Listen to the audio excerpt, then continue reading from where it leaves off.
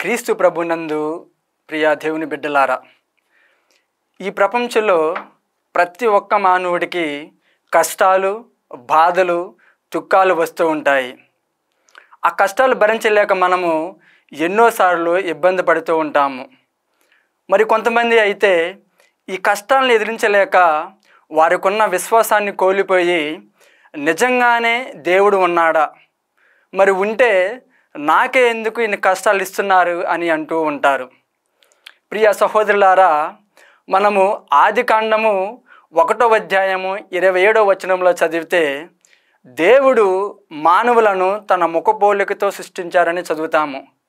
మరి సువిశేష గ్రంథంలో మత్తయి శుభవార్త 6వ అధ్యాయము 26వ వచనంలో మీరు ఆకాశ పక్షుల కంటే చాలా విలువైన వారు అని మనకు సువార్త తెలియజేస్తుంది.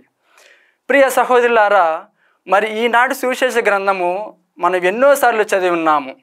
అంత ఎందుకు ఇప్పుడు కూడా చదువుతున్నాము దేవుని అనుగ్రహం వల్ల.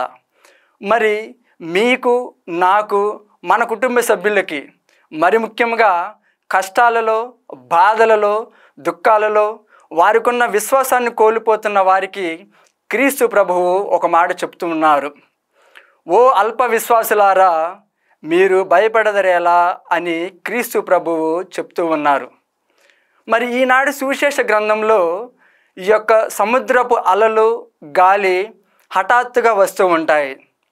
మరి ఈ యొక్క సముద్రపు అలలు, గాలి హఠాత్తుగా వస్తున్నాయి. వీటిని మన నిత్య జీవితంతో పోల్చుకుంటే ఈ యొక్క కష్టాలు, బాధలు, దుఃఖాలు హఠాత్తుగా వస్తూ ఉంటాయి. అప్పుడే మనము క్రీస్తు ప్రభుని అంటిపెట్టుకొని జీవించాల.